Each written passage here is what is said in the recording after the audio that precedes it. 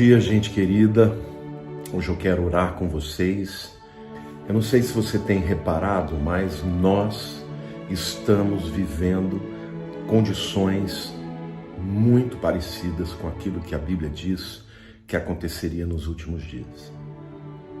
Esta pandemia, esta circunstância do corona é algo que escapou da mão dos homens e não está atingindo somente as nações subdesenvolvidas, como o Brasil, mas o mundo inteiro.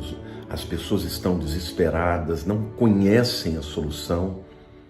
Se de um lado você fecha o país, você abala a economia, se do outro lado você abre, o vírus se multiplica e, de fato, toda e qualquer decisão que se tome vai ter consequências graves. Mas, somado a isso, nós vemos um tempo de escárnio, um tempo de temor, de horror, de maldade multiplicando.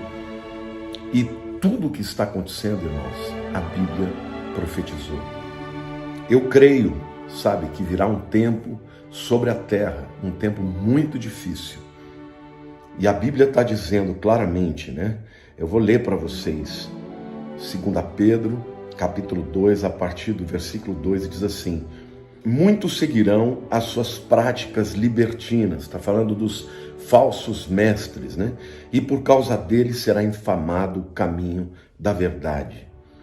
Ou seja, libertinagem é imoralidade desenfreada, e hoje nós estamos vendo que uma propagação, um apoio, uma tentativa por parte dos meios de comunicação de realmente levantar a bandeira da libertinagem, a quebra de todos os padrões morais, espirituais. E a Bíblia diz, Ora, se Deus não poupou, versículo 4, os anjos quando pecaram, antes precipitando-os no inferno, ou seja, anjos quando pecaram, quando se rebelaram, foram precipitados no inferno, Os entregou a abismos de trevas, reservando-os para o juízo, e não poupou o mundo antigo, mas preservou Noé. Agora ele usa uma segunda figura, que é o dilúvio, Pregador da justiça, e mais 7 pessoas, quando fez vir o dilúvio sobre o mundo dos ímpios,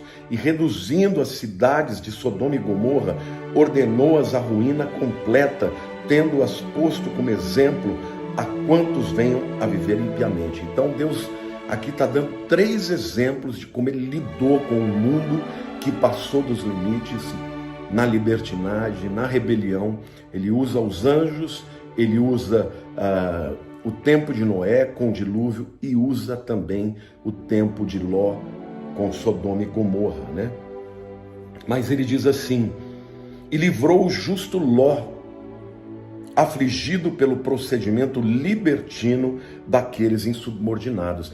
Quer dizer, a Bíblia está dizendo que Deus libertou Ló simplesmente porque ele ficava triste, que ele ficava angustiado de ver aquilo acontecendo no seu tempo, Ele diz, porque esse justo, pelo que via e ouvia quando habitava entre eles, atormentava a sua alma justa. E eu quero dizer para você, querido, se você é um cristão, é uma pessoa que ama a Deus e tem ficado triste por conta de tudo que você está vendo, Deus está olhando o seu coração, viu? E a Bíblia continua dizendo, e ouvia quando habitava entre eles, atormentava a sua alma justa a cada dia por causa das obras iníquas daqueles. É porque o Senhor, olha que versículo lindo, 9, é porque o Senhor sabe livrar da tentação os piedosos e reservar sobre castigos injustos para o dia do juízo. Aqui eu vejo uma evidência do padrão de Deus, que quando Deus manda o juízo, ele livra os justos, ele livra aqueles que estão se separando do pecado. Então, ele diz que o Senhor sabe fazer isso. Ele fez na época de Noé, livrando Noé, ele fez na época de Ló, livrando Ló, e eu creio que ele fará nesta época, quando vier o arrebatamento da igreja, gente. Aí ele diz assim: porque o Senhor sabe livrar da tentação, da provação os piedosos e reservar sobre castigos injustos para o dia do juízo, especialmente aqueles que, seguindo a carne, andam em imundas paixões e menosprezam qualquer governo. A gente está vendo, gente, o que nós estamos vivendo hoje é isso. Pessoas menosprezando autoridades. Qualquer autoridade, autoridades espirituais são vilipendiadas, autoridades governamentais são, xingadas na internet. Atrevidos, arrogantes, não temem difamar autoridades superiores. Gente, vocês têm dúvida de que o Pedro está falando desse tempo que nós estamos vivendo? Aí ele diz assim: como brutos e irracionais, naturalmente feitos para presa e destruição, falando mal daquilo em que são ignorantes, na sua destruição também hão de ser destruídos. Ou seja, aquilo que eles vivem, o modo de vida deles, será para eles ruína, gente. Recebendo injustiça por salário da injustiça que praticam. Ou seja, essas pessoas que você enxerga e você acha que elas não pagam pelo mal que estão cometendo, a Bíblia diz que elas vão pagar sim, considerando com prazer a sua luxúria carnal, em pleno dia, quais nódoas e deformidades eles se regalam nas suas próprias mistificações, enquanto banqueteiam junto convosco. Quer dizer, está no meio do povo, né? São pessoas que não têm receio, não têm medo, já não têm mais nenhum pudor, né? Tendo os olhos cheios de adultério e insaciáveis no pecado, engodando almas inconstantes, tendo o coração exercitado na avareza, filhos malditos, abandonando o reto caminho. Gente, está falando aqui de crentes que se apartaram, que apostataram, se extraviaram, seguindo pelo caminho de Balaão, filho de Beor, que amou o prêmio da injustiça. Recebeu, porém, castigo da sua transgressão, a saber, um mundo animal de carga falando com a voz humana, refreou a insensatez do profeta. Aqui Deus está dizendo assim, que até os animais têm mais sabedoria do que estas pessoas. E, gente, Pedro vai falando sobre isso, sobre o tempo, os últimos tempos, e quais as características desse tempo. São exatamente as características do tempo que nós vivemos. E no capítulo 3, antes de orar, gente, eu quero ler com você, quando ele diz assim: tendo em conta, o versículo 3, tá? 2 Pedro 3:3. Tendo em conta, antes de tudo, que nos últimos dias virão escarnecedores com seus escárnios, andando segundo as suas próprias paixões e dizendo: onde está a promessa da sua vinda? Quer dizer, Jesus vai voltar coisa nenhuma. Onde é que está a promessa da vinda? Porque desde que os pais morreram, dormiram, todas as coisas permanecem como desde o princípio da criação. Porque deliberadamente esquecem que de longo tempo houve céus, bem como terra, a qual surgiu da água e através da água pela palavra de Deus, pela qual veio a perecer o mundo daquele tempo afogado em água. O que Pedro está dizendo? Que essas pessoas percebem que Jesus está tardando, né? Está demorando para vir e começam a zombar, a escarnecer. Você já deve ter tido alguém que riu de você porque você crê que Jesus vai voltar. Os últimos dias serão marcados por pessoas que vão dar risada daqueles que creem e esperam a volta de Jesus. Então, gente, agora a minha palavra e a minha oração, nós vamos orar juntos aqui. Eu quero dizer para você, nós somos salvos pela graça, meus irmãos.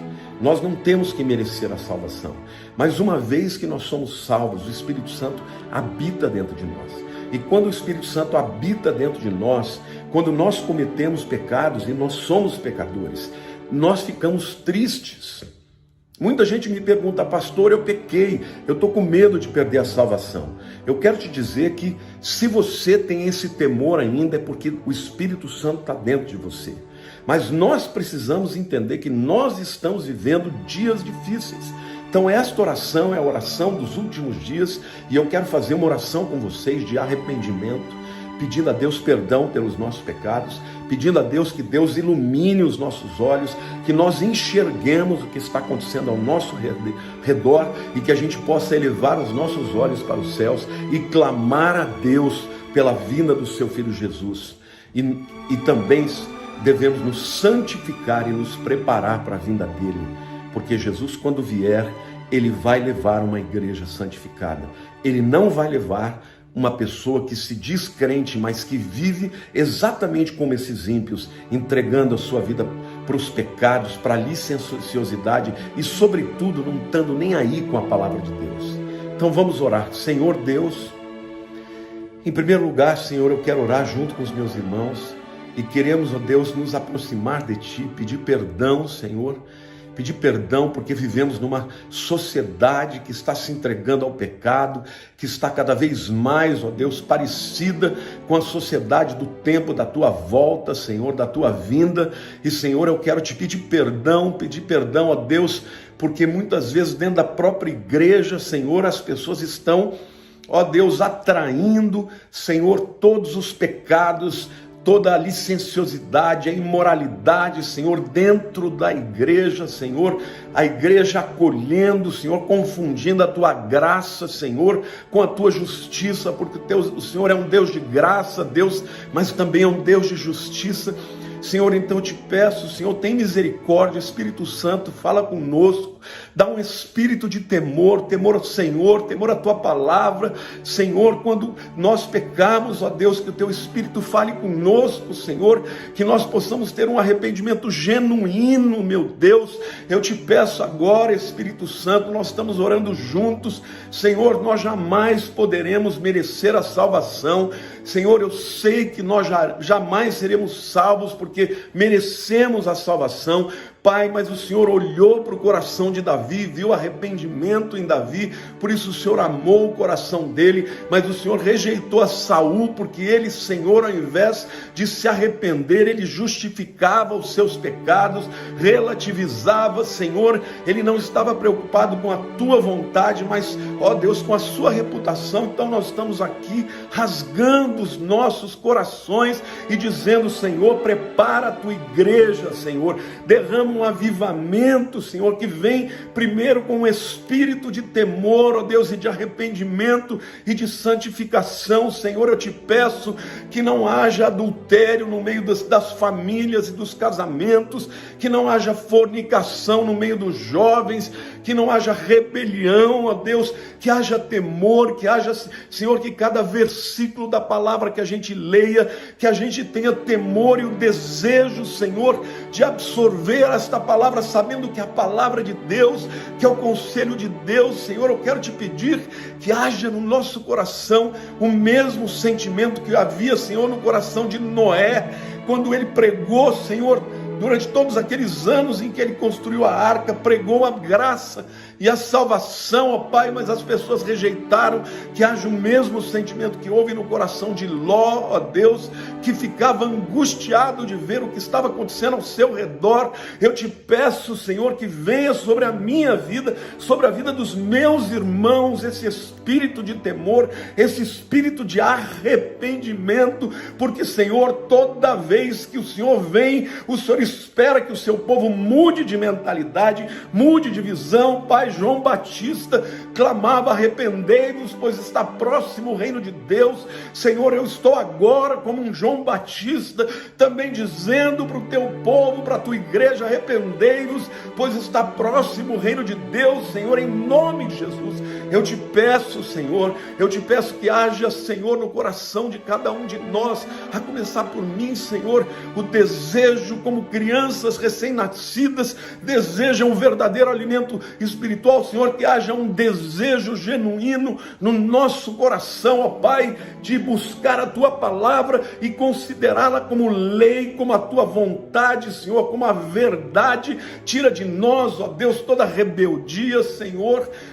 Tem misericórdia, Senhor, tem misericórdia. Nós oramos, Pai. Espírito Santo, ouve a oração, ouve o clamor do teu povo, Senhor. Senhor, tem pastores orando, igrejas orando no Brasil inteiro. Então nós te pedimos, tem misericórdia. O Senhor diz aqui na tua palavra que o Senhor sabe proteger aqueles que andam de acordo com a tua palavra. Então protege-nos, Senhor, protege-nos debaixo do sangue do Cordeiro, protege-nos debaixo do selo do Espírito Santo, protege-nos na verdade, Senhor, abre os nossos olhos, que nós enxerguemos a verdade, meu Deus, em nome de Jesus, tira a venda dos olhos do teu povo, para que enxergue, Senhor, o que está acontecendo, e que a tua igreja, Senhor, esteja se preparando, Pai. Jesus disse que nos dias da sua vinda, o povo não estaria nem aí, seria como nos dias de Noé, no dia de Ló, casariam, se dariam casamento, e não se preocupariam, Senhor, e de repente veio o dilúvio, e nós sabemos que a tua vinda pegará muita gente de surpresa, Pai, mas que esta palavra, junto com a oração dos meus irmãos que estão orando comigo agora, Senhor, ela possa chegar nos 4 cantos da terra, Senhor, e gerar o arrependimento necessário, Pai, para que a igreja esteja preparada para a tua vinda. Perdoa-nos, ó Deus, a letargia, perdoa-nos, ó Deus, quando estamos correndo atrás somente daquilo que é perecível, daquilo que não é eterno, Senhor. Ó Pai, eu oro, Senhor, e te agradeço pela oportunidade que o Senhor me dá de compartilhar com meus irmãos esta palavra, e te peço, Senhor, que haja eco no coração deles, para a honra e glória do teu nome em Cristo Jesus. Amém. Meus queridos, Deus abençoe a todos vocês. Esta é uma palavra de grande alerta. Eu quero pedir a todos vocês, compartilhem esta palavra, para que ela chegue, para que a igreja abra os olhos e acorde do seu sono letárgico, e acorde do seu sono, sabe, de estar adormecido em tranquilidade em tempos tão difíceis. É tempo de preparação, é tempo de olharmos para dentro de nós, e é tempo de arrependimento. Deus abençoe a todos vocês. Um beijo no coração. Fiquem com Deus.